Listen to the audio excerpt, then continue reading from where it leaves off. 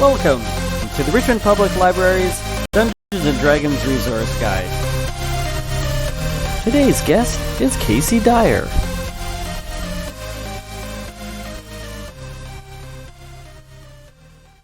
Well, welcome to the Richmond Public Library's Dungeons & Dragons Resource Guide. Today we have Casey Dyer, author of young adult and adult fiction books. She and I go way back, even on a book tour to Calgary once, where we had a pretty grand time.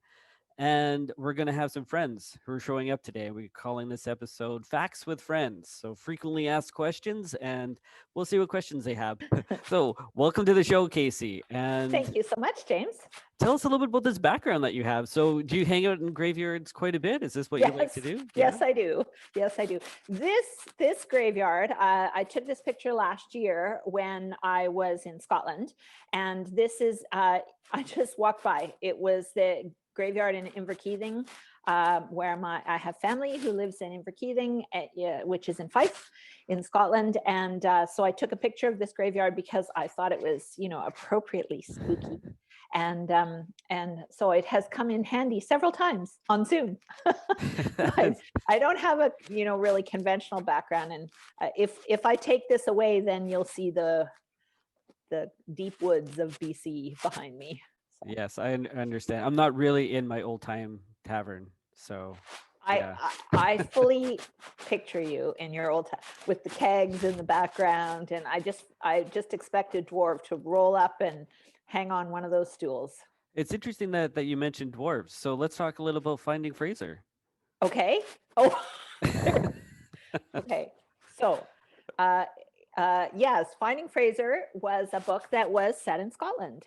Partially, it opens in the United States, but basically, it's a story about a young woman whose life is such a mess that she sells everything and runs off to Scotland to see if she can find a real life version of her book boyfriend.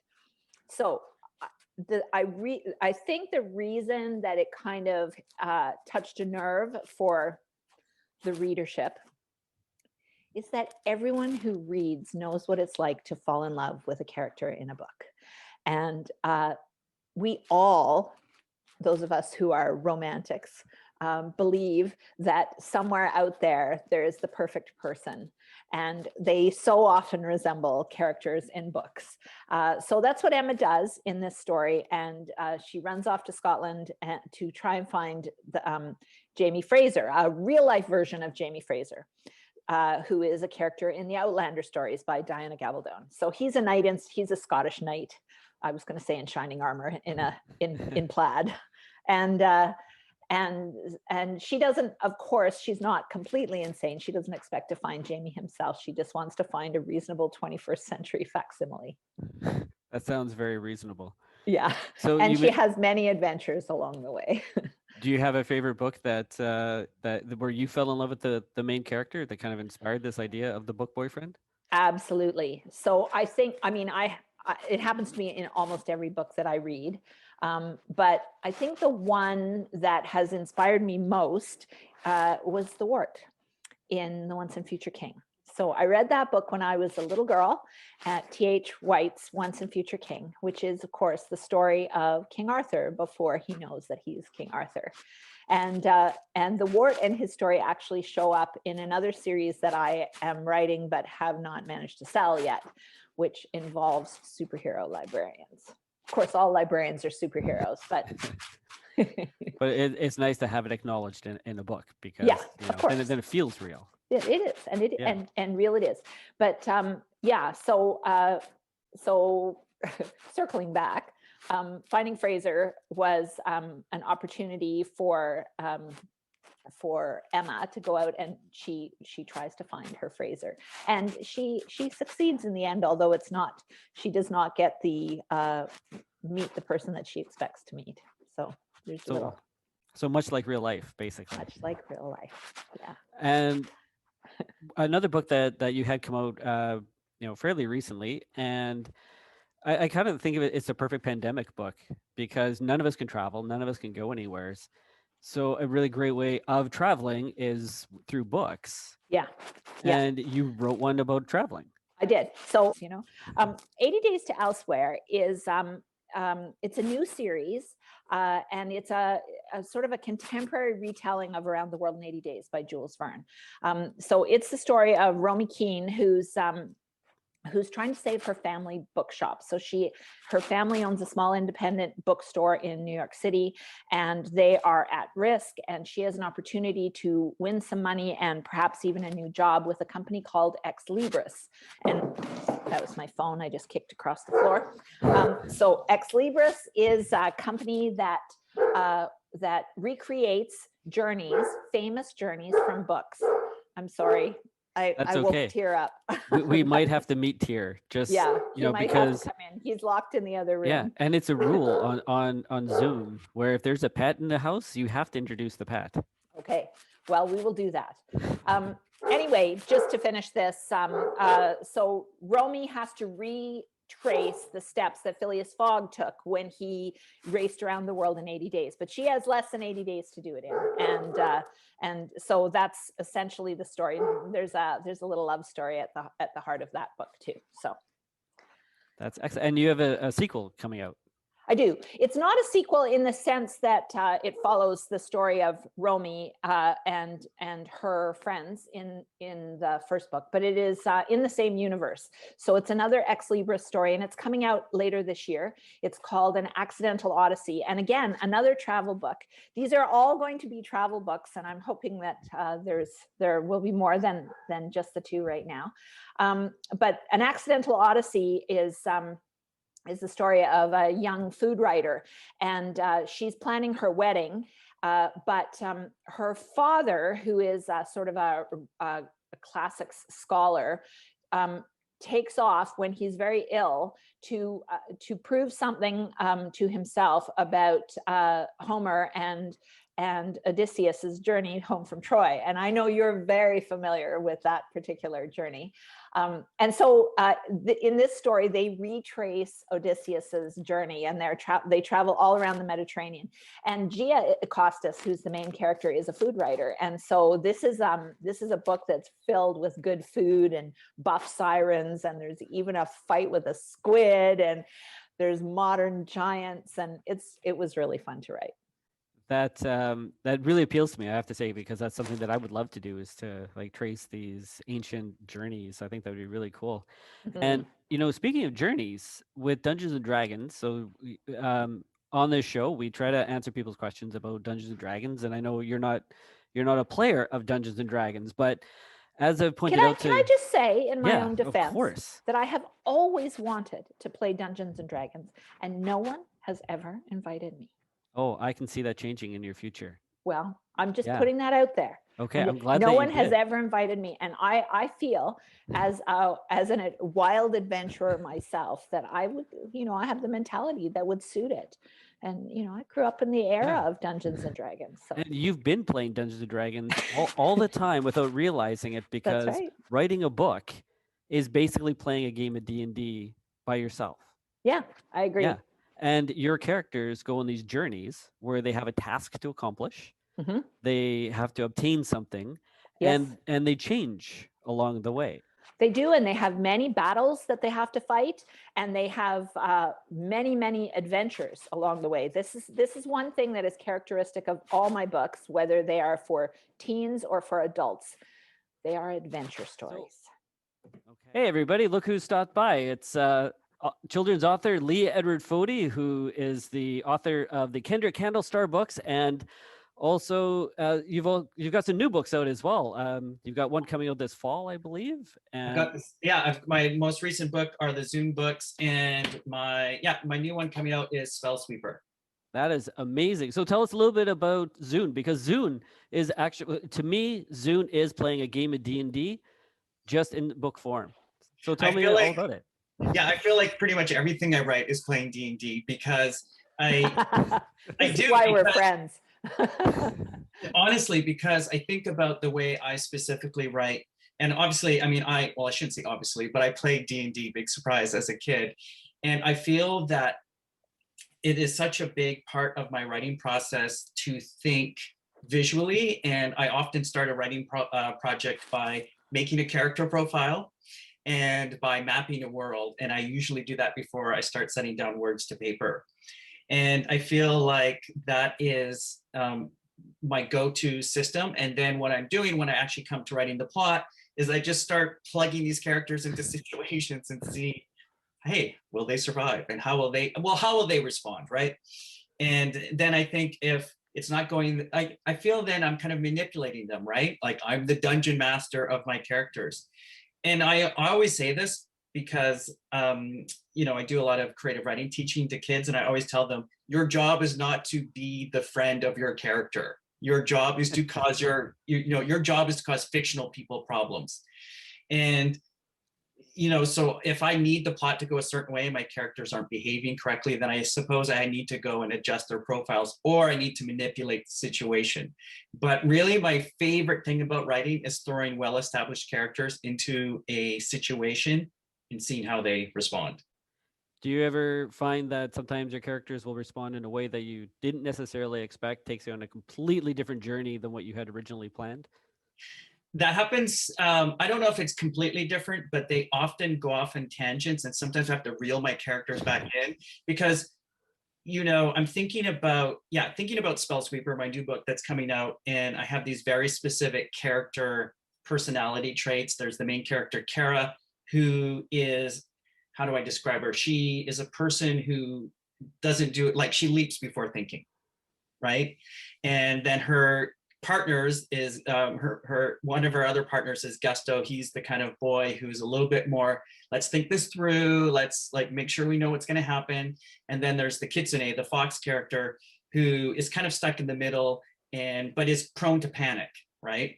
So you throw those three characters into a situation, I know how they're going to react, right? They need to follow their innermost personality trait.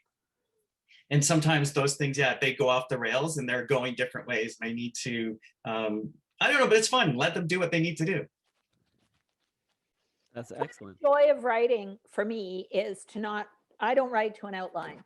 So I sort of know the direction that I'm going, but I don't, if I ever write to an outline, this is what happens. Things just fall off the rails and my characters take on lives of their own. And obviously they are coming from, all my characters come from inside me.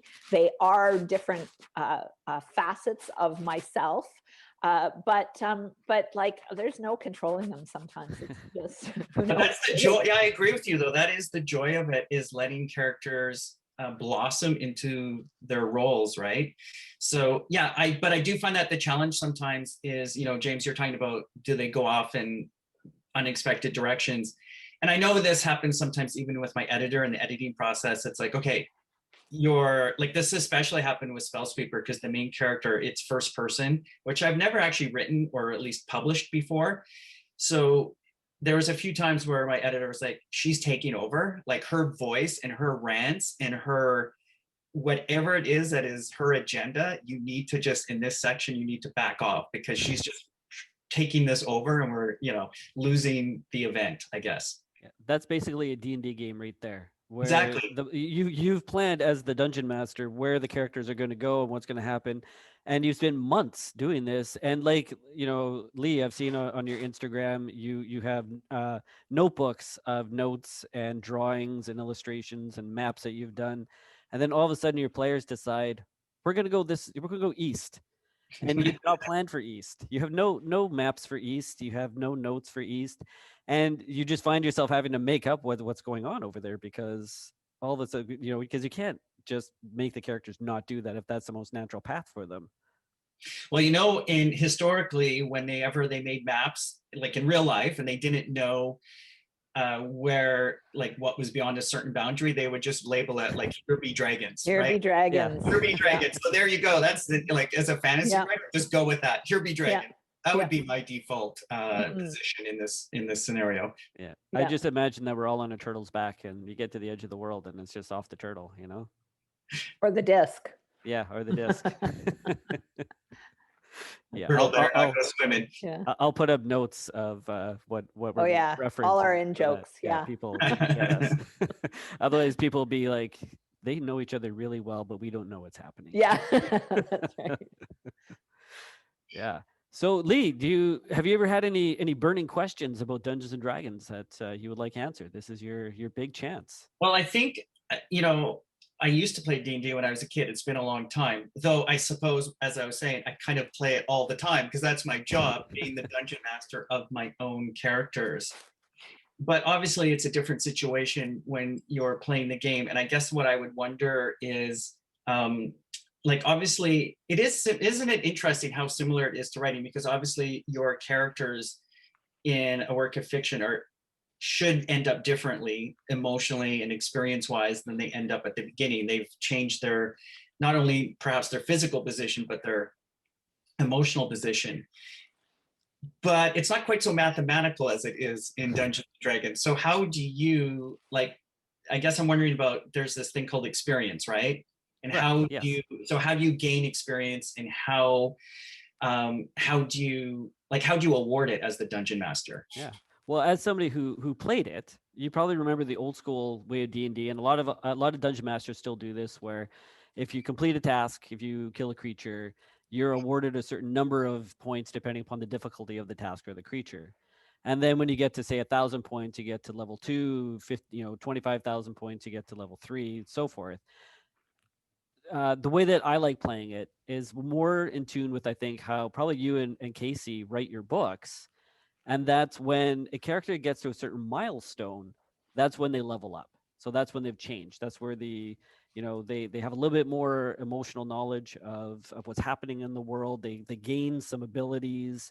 I'm sure, for example, Lee, in let's talk Zoone, when your character first goes into, I'm getting ahead of myself. Tell us a little bit about Zoone, and then I'm going to tell you how that relates to gaining experience in D&D. Okay. Yeah, so Zoone is a place. It is a world between worlds. It's kind of like, you can think of it as a train station or an airport. Remember those? And but instead of taking a vehicle to go to other places, the characters can take doorways. So it's a world where 1,000 doors lead to 1,000 doorways lead to 1,000 worlds. And the premise of the book is that a boy from our world, he finds a secret door in the basement of his apartment building, and he winds up at Zoone. But as he gets through that doorway, it collapses behind him. Something has happened, and now he's stuck at Zoone, and he has to make his way from there, and he has to navigate that new strange world and figure out how to get back, because he does want to get back to the original our world, but then he has to figure out how to do that, and how to accomplish that. Right. So when he's in our world, before he discovers Zoone, that he'd be level 1. So he's Right. level 1. He has no real abilities, no knowledge of all these other things. Then when he goes through the door, he's still level 1, but that first experience that he gets being in this other world, it changes him a little bit. So that would bring him to level 2.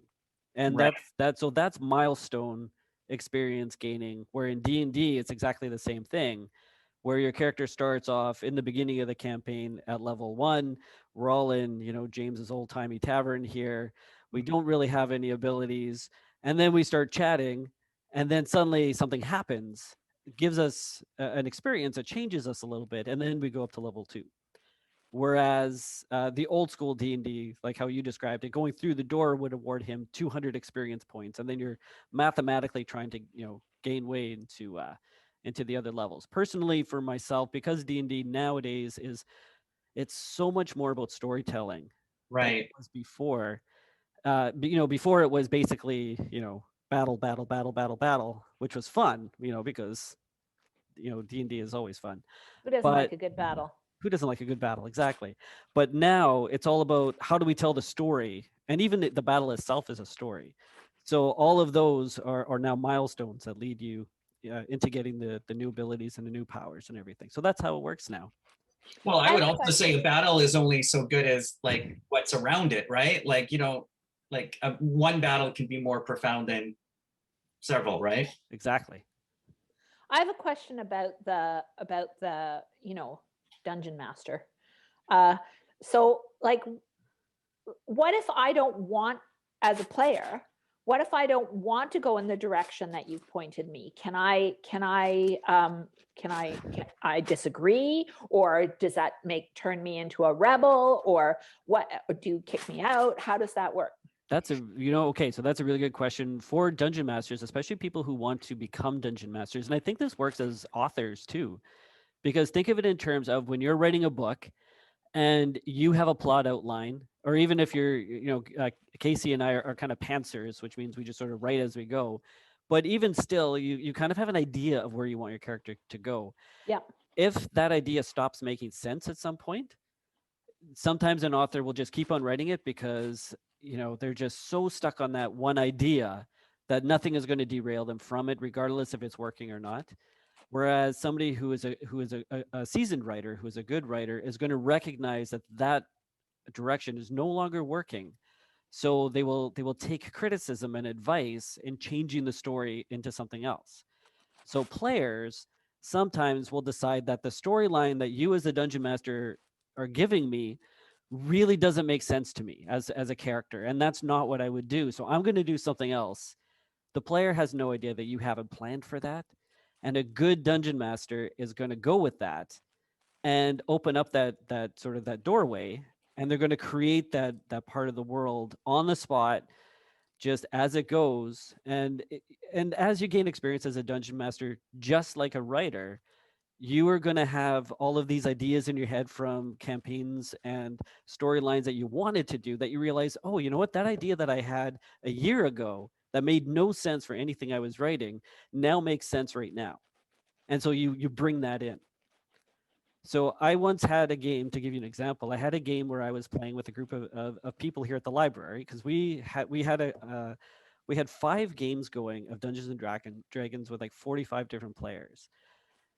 And at my table, we had 7 players, which is really big for a D&D game, but we had 7 players, and I had everything all planned out, and they went in a totally different direction. And at the end of the game, at the end of the session, they'd all said, "Wow, you really planned that out really well." And I hadn't planned any of it. But then we had played for 2 years, and at about a year in, they got to a point in the game where suddenly that place that they never went to, that I had prepared for, now made sense to bring in. And I brought out the maps for it, and one of the players looked at me and said, "You've been waiting a long time to do that."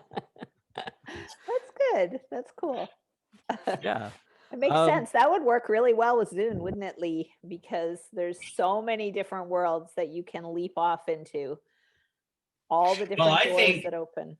Yeah, and I tend to do a lot of world building, and I often think, I love making, how do I put this? Kind of what you were just saying, James. Like, I like having more than what I need, because it's so much fun to create a side character or a character suddenly comes in that I wasn't necessarily planning for, but now I know exactly, I can just say they came from here, right? And it's a way of, you start to accumulate story, is what you're talking about. And the more accumulation you have, especially if it's in world, so I've accumulated a lot of in-world stuff, or in multiverse stuff in the case of Zoone, I have a lot to draw upon, right? And then it does feel a lot more natural, and it starts to become a little bit easier, right? Because you've spent that time accumulating. Yeah. Nothing is wasted then, right? That's the thing that's the beauty. Whenever I hear of, it's usually new writers who are saying, I worked on this project and it just wasn't working, and I threw it all out. I threw nothing out. I save everything, because you never know when you're gonna pull it back in, and it's going to be useful somewhere else. And you're essentially building your world around you, and it's just an element of it that maybe you haven't gotten to yet. Yeah, I had a hard drive crash about 10 years ago where I lost every single thing on my hard drive. And at that point, I was the kind of person that didn't keep backups of anything. And so every single thing, like you're saying, like all the little bits and pieces of things that I had accumulated that weren't working, that I had saved, were gone. But James, I'm also the kind of person that writes everything by hand first. So I had all of my writing and notes in big piles of paper. That over the years, whenever I've thought, oh, actually this would work for this story, I've been able to go and get the paper and you can pull it out. rewrite it. Yeah.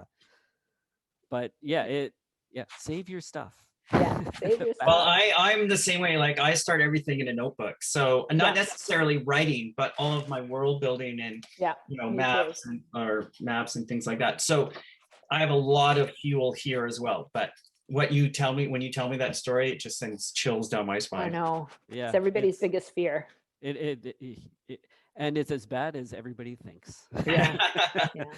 Yeah, and it looks like we have somebody else who's showing up to come and chat with us as well. So I'm going to Okay. say thank you so much, Lee, for coming in. We really Nice to appreciate see it. you both, and I'll You too. talk Okay. to See you you soon. soon. Happy Yeah. gaming. Bye. Bye, Lee. Right on. So we have author Cristy Watson, who has shown up and come to say hello and hang out with us for a little bit. Thank you very much for coming onto the show, Cristy. I really appreciate you coming. How are you I'm doing? super excited to be here, and I'm doing really well, and happy to see both of you today. And you're the author of some books. Why don't you tell us about a couple of your books? All right, super. I have 4 books with Orca Publishers, and the first ones, Benched and Living Rough, both came out in 2011. That was a pretty busy year because I had one in the spring and one in the fall.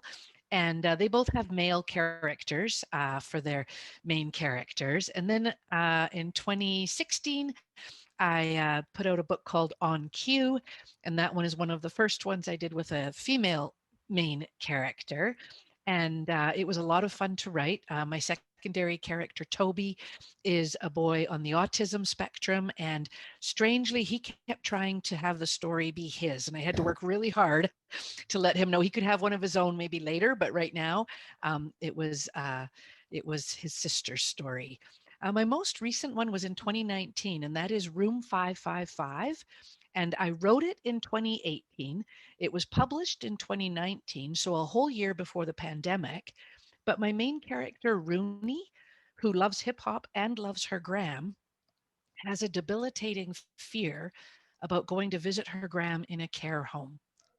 Who would have known a year later in 2020, care homes would be such a big thing for everyone, and there would be so much wrapped around it and so much worry and fear for everyone. So in a way it was like Rooney kind of was setting up what was to come, but thankfully she does work it out during the story. So I'm hopeful that as we get back to being able to see everyone, our young people won't have that same fear that Rooney had in my story.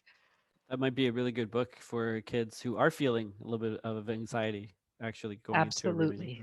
Yeah. Okay, one of the things that I just sort of really connected with what you're talking about is the idea of this character that suddenly wants to take over and have their own story. Yeah. Sometimes in Dungeons and Dragons, that happens as well, where you have a player at the table who is just a little bit more attention seeking than other players. Okay. And they do the same thing where they really try to make the story just about them and they don't allow other players to speak. And as a dungeon master, just like as a writer, sometimes you just have to kind of have a chat with the person and let them know that that everybody in the story is important. It's not just your character. Yes, exactly. I love it. That's Yeah. perfect. But I have a dog that's like that. He's trying to make everyone's attention go to him in the background. yeah, which we still have to meet. So Yeah, we'll maybe that's do that right. last. Yeah, that'll be the We'll do the that thing last. we We'll do. bring Yeah. him in. Yeah. Perfect. Yeah. So you mentioned that you had told this character that he'll have his own book. Yes. Yeah. He hasn't gotten one yet, so I Okay. haven't actually opened the pages because then he might yell at me. So I'm kind of holding off on that right now.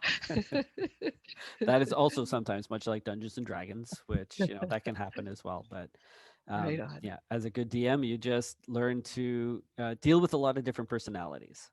Right. And I think you're right. As authors, we have to do that too because our characters are all different personalities. For sure. Because as writers, we think of the length of our books in terms of words. So to give it some context, Cristy, you said your concurrents are 16,000. Casey, you said yours is 100,000. My book, Three Spartans, was 30,000. Right. So just a little, not in between yours, but Mhm. in that in between anyway. Yes. In a very generous way. But D&D works much the same way, where you really are. We look at the length of the campaign of how long are we going to play today, and that's kind of our word count. So if you think of yourselves, Right. when you sit down and you decide today I'm going to write 1,000 words, and you're going to write 1,000 words a day or 2,000 words a day, Mhm. and then you have those people who tell or you, 160 words a day. I was Just, going to say, Yeah. you have those people that are like, I'm going to write 160,000 words a day. oh yeah. Those are the people that play D&D for 8 hours in a Mhm. day. Whereas Right. myself, I like the shorter word counts, so I'll play for 2 hours, and then I'm Yes. starting to burn out a little bit. Yeah. But generally, I think for D&D, a general game will go for about 4 hours. Mm. So if you consider that, like 2,000 words a day, like Yeah. that's Yeah. how that would be. Excellent. Yep. Yeah, see all these Excellent. connections to That's So writing a many book. connections. I didn't realize. Yeah. So many Right on. connections. Yeah. And Christy, did you have any questions about Dungeons and Dragons that you'd like me to I answer for you? actually do, because I'm not experienced at this at all. So I have a really big burning question right now, and I'm hopeful you can help me answer I it. hope so too. I'm I'm curious, does each player need to keep track of what their own character knows and doesn't know, even though we overhear the observations of other players as they interact with the world? That's a really interesting question, because as writers, you go through this all the time where Mhm. you as the writer know everything about your world. Yeah. And when you're writing your characters, you have to be careful that if a character hasn't actually experienced something or would have no knowledge of something, that they're not reacting in a way that would show that they had that knowledge, or they Yeah. don't suddenly say something and the reader is left thinking, well, when did they find that out? Because I don't remember them finding that out. So in Dungeons Right. and Dragons, we have a word for it. We call it metagaming. And Mm. metagaming means that you're basically playing your character as though you were the author or you are the dungeon master, because you were playing your character as if they know everything. And so you really have to train yourself to learn Right. how to play the character so that they only claim to know the knowledge, that they would normally have. This can get Right. really difficult when you are, say, in a dungeon, and the other character has already gone into the other room and just gotten clobbered by orcs. Uh-oh. And you know that they've gotten clobbered by orcs, and you know that these orcs are going to clobber you if you go in, but there's no reason why your character wouldn't go in there, and there's no Right. reason why they would go in armed. There's no reason why they would go in shooting arrows.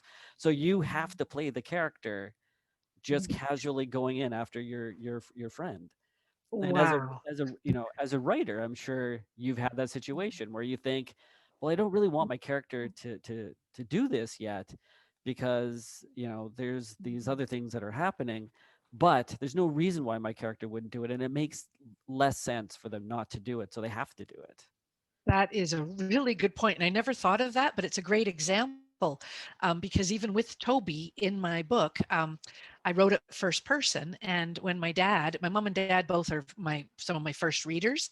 When my dad was reading it, he had wanted to help me with this one scene. And he says, I don't know why you don't just have Toby sit with the drama teacher. And I said, because it's first person and his sister's not in the room. So she wouldn't know what had happened. I can't kind of just jump and let them do that without her being there. So it kind of helped remind me too, as an author, depending on what kind of point of view you have and what you're writing from, first person or third person, you really do have to be careful about that, because not all the characters are always in every scene. So they can't know everything. But just what you did as your example, would I still have to go in the room even though I know the orcs are going to get me? Well, that's it too. It really depends. Like, maybe, yeah, it all depends on what's best for the story. Right, exactly. Yeah, and now you have a new word that you can think to yourself when you're writing your books. You can ask yourself, "Am I metagaming?" We That's as writers, we could call it meta Yeah. writing. Yeah. right. Am I meta writing? I just coined I, something. lo- I'm gonna I love it. So remember that. meta writing and metagaming, that's a new tip for me, and I will take that into the book that I'm just finishing like right now. Oh, that's Excellent. exciting, Christy. Yeah. Yeah, A- thanks. And it looks like we have Joel who's showing up. So thank you so much, Christy, for Right coming. on. And It we're was gonna a let Joel great in. And time. yeah, Nice I to had a see you. blast. Good to see you both. Take you care. too. Okay, Bye. bye, Christy. Bye. So we just had Joel A. Sutherland, author of some pretty fantastic books, including the Haunted Canada series. And he's just showing up to possibly regale us with some more scary stories that he's written. I do have to tell you that, and I hope I'm allowed to mention this because you posted about this on Facebook, but he has a new book coming out with a clown on the cover that is still giving me nightmares, and I can't stop thinking about because I may or may not have a bit of a fear of clowns. You're not alone. You're not alone. We all read The Stephen cover- King too young. That's the problem. Cover's doing its job. I'm happy to hear it. It's a great cover. It's really doing its job. Tell us a little bit a about fun your about your books, especially your Haunted Canada series, Sure. because I think Yeah. you actually travel to these places to write about them, right? Yeah, I do quite a bit. Not as much as I'd like. Yeah, it's certainly not these Not now. days, but not now, not now. But it has been one of the best perks of the job is getting invited to go to visit a lot of those locations I've written about across the country. And so, I get to go do a book tours, go visit some libraries, some schools, talk to some kids, often some adults too. And then when I'm at a location where I'm traveling to, it's great to finally go check out some of these locations I've either written about or ones that I'm researching to write about for a future volume. Yeah, and I do have to mention too that when I first met you, so I met you years ago at a Yes, wow. in Kamloops at a young authors conference, and the thing that I remember the most about you was you were on a game show. Yeah, good memory, James. Yeah. Yes. Wipeout. I was on Wipeout Canada, the Canadian edition of Wipeout. One of my favorite shows, probably the best way to unwind after a long, stressful day. Just watch a show where a bunch of people try and cross impossible obstacle courses covered in mud and foam. They fall, they hurt themselves, and there's commentators, now. mocking their efforts. I used to always watch, I loved it, mindless. You didn't have to think at all. And I'd be watching, thinking and saying, actually, I'd say to my wife, I'm like, one day, if they ever open up to Canadian contestants, I'll apply. And I think I'd have a pretty good chance of getting on this. And she would just, roll her eyes and say, yeah, sure, whatever. Finally, the call came for, one season of Canadian Wipeout. And I said the same thing. I'm going to apply. I'm going to get on. She rolled her eyes, said, yeah, sure, whatever. And I defied the odds a little bit because, I should have been rolling my eyes and saying, yeah, sure, whatever myself, because it turned out 45,000 people applied. And they could only pick, of course, I think about 200 or 300 for the full season, right? About 20 people per episode. So I got on as I think because I'm a loud librarian, James. I kind of defy the trend that way, I guess. Not so much these days. This was a while back, and libraries have changed a lot since then. But I was told by the producers that they wanted a librarian. That was one of the professions, one of the types of people they wanted. It was on their big board as they were brainstorming. And 3 out of 45,000 applicants, 3 librarians applied. And I was the loudest, is what Awesome. they said. They're like, you were the loud one. The other 2 were pretty quiet. And we need loud and big for TV, right? So, yeah, it was an incredible experience. So much fun. So much fun. Did you win? I didn't know, but I did better than I thought I would. I did make it to the 3rd round. There's 4 rounds in each episode, and they get a little harder each time. I honestly didn't think I was going to make it past the 2nd round. It was the sweeper round where you stand up on this pedestal way above water and the red bar comes spinning around. You got to jump over it. They lift you up in a cherry picker and say, okay, get out onto the platform now. And I honestly didn't think I'd be able to stand up on the thing. I was so scared and shaking, but I managed to stand up and get through that round. I stayed on my platform long enough. I, jumped over this bar long enough to make it onto the 3rd round. And I almost made it to the 4th. In the 3rd round, they spin you around. It's the dizzy dummy round. They spin you around a whole bunch. No. Yeah, make you jump over all these obstacles. And the first person across moves on to the next round. And then everybody gets back onto the spinner. And you end up doing that 3 times. And on the 3rd attempt, I came so close. We spun. I was feeling sick.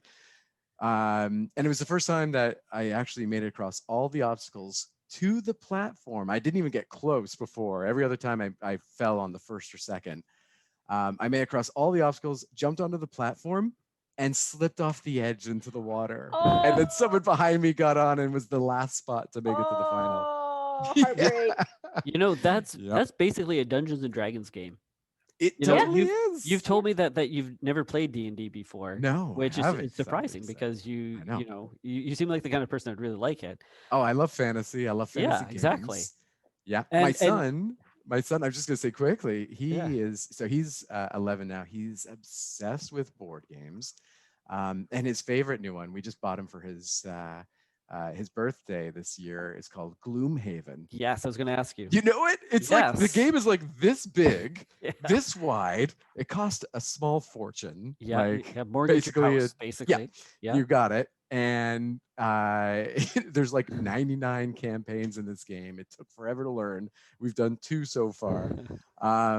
But no, Dungeons and Dragons is something I don't know why. I just You never have got around actually to then. playing. Gloomhaven is basically Dungeons and Dragons. Well, it's like the It board game is. version. It's the board right? game Isn't it? version of Dungeons and Without a Dragons. Yeah. DM. And the game show that you're on, Wipeout, is just like D&D because you put your characters into a situation where they have to go, get through a whole bunch of obstacles.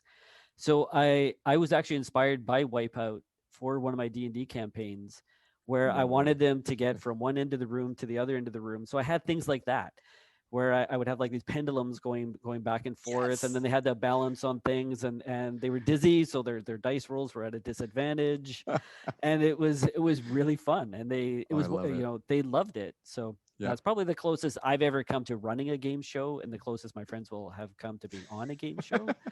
But yeah, so that's interesting that you, without even realizing it, not only have you played the board game version of D&D, not only have you lived a live action version of Dungeons and Dragons, but as an author, you are playing Dungeons and Dragons by yourself, writing books all the time. And you speak where you're about going. being scared, being up on that that big high platform. So let's talk about the clown book. Sure. Sure. Let's talk about it. Tell us Yeah. about it, and I'll put up a picture Absolutely. of the cover for people to see. It comes out Yes. soon, right? In August, yeah. August of this year from Scholastic Canada. It's called Screamers, and it was one of those cases where I was thinking, what should I work on next? And it dawned on me that I hadn't written a scary clown book yet, and I had to fix that, right? It's I'm like checking off, like, what do I got to do? Okay, I got to do the classic haunted house story. I got to do the haunted doll story. Now I've got to do the clown story, and so yeah, it was a blast to write because one of my favorite things to do is visit theme parks. I'm just a massive theme park junkie, and love traveling to theme parks far and wide, Disney World, Universal Studios, you name it. And so I long wanted to write a theme park set story. And so, of course, I started thinking, well, what if it's an abandoned theme park where it used to have kind of like a clown theme? It had a clown show, a bit of a circus act, and of course, this being one of my books, it is a haunted location that a group of kids are exploring. They're actually there filming an episode of a show called Screamers. It's the next episode coming up. And it's a show actually that I've sort of talked about a lot in 4 previous books in the Haunted series: The House Next Door, Kill Screen, Night of the Living Dolls, and Field of Screams. And so I've been planning like Easter eggs leading up to this book a little bit, talking about the actors in the show and some of the things that happen. Just the kids in those previous books are obsessed with it. And it's basically a very thinly disguised Goosebumps, right? Because they talk about it being a best-selling book series that's turned into a show, and so finally now, after talking about this through 4 books, we have a whole book set during the filming of one of these episodes of the show, the hit show Screamers, in this abandoned amusement park with the ghost of an evil clown, and other things for the kids to worry about, like bad catering and terrible food that they have to eat, and parents that are annoying them. So regular kid stuff. That is, you were playing a long game here to be seeding your previous 4 books with the ideas that are going to emerge in this 5th book. That's yeah. It was back when I first proposed the series to Scholastic. I did like a 5-book phase 1 arc, and this is the 5th book in that line. And so I knew from the start that I would, eventually have one book about this show. And so if I had the kids, just like as part of the world building, they're talking about this show, Screamers. Just like in all the books, they're talking about this game called Kill Screen, which one of the books is all about. And there's a few other threads there too. So you don't have to read the book in any order. Each one is set in a different part of Canada. I actually set one of the books in Kelowna because when I went to Kamloops, as James and I were talking about earlier when we met, I was doing a tour of Kamloops and Kelowna. And so I thought it'd be fun to set Field of Screams there. But throughout all these books, like I say, the kids are talking about a lot of the same things. You could read anyone in any order. But if you read at least two, you start to pick up on a lot of similarities, which is fun, I think. It's both for the author and for the reader. I love seeing stuff like that myself. Me too. When other authors do that. Casey and I were actually talking about how she and I were in Penticton doing schools, talking at schools, and they actually have a pet cemetery there. So if you're ever looking for, another story location, you could always set a pet cemetery story in Penticton as well. So. Oh, nice. I froze a little bit there, but I was hearing. I thought you were just really intently listening. I It's like- thought, wow, I am so interesting right now. This is incredible. I can't even blink or breathe. Exactly, I need to hear more. yeah. But I heard Penticton and Pet Cemetery. Is that right?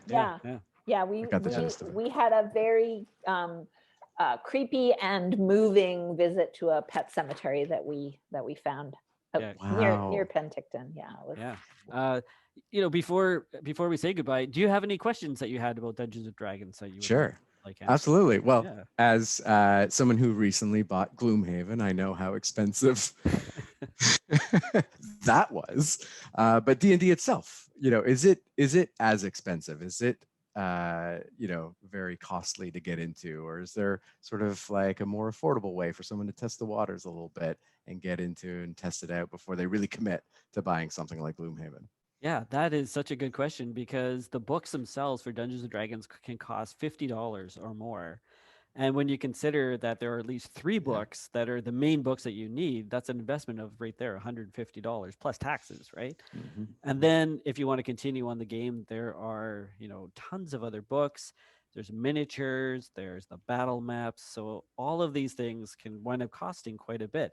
So for people who are on a budget, or for people who want to, like you say, test out the waters and don't want to spend a lot of money on it until they know for sure they're going to enjoy it, Wizards of the Coast, who now owns Dungeons and Dragons, they have a free version of the basic rules that anybody can download. So the Dungeon Master rules, the player rules, and enough monsters for you to play a game. And you can use that. And then for playing online, you can use something called Roll20. And there's other ones too. There's something called Fantasy Grounds, but I'm going to mention Roll20 because Richmond Public Library now has some really good tutorials for people to use, and you can use a free version of it again just to test the waters and see if you like it. And if people are wanting to make miniatures to use with Dungeons and Dragons and don't want to spend a lot of money on that, pretty soon Richmond Public Library will have our 3D printers open again. And 3D printing miniatures, you can customize them to make them look however you want, and you can 3D print them for very, very low cost. So yeah, that's a really great question. Thank you for asking that, Joel. That's fantastic. Yeah. Tira and I will say goodbye. All right. Thanks for having us, James. Thanks for It coming. was a pleasure. Yeah. Thanks so yeah. much. See you. Okay, A bye. lot of- okay. Bye now. Bye, everybody. Bye. Thank you for tuning in to Richmond Public Library's Dungeons & Dragons Resource Guide. Tune in next time for more topics or send us your questions. We'd love to answer them.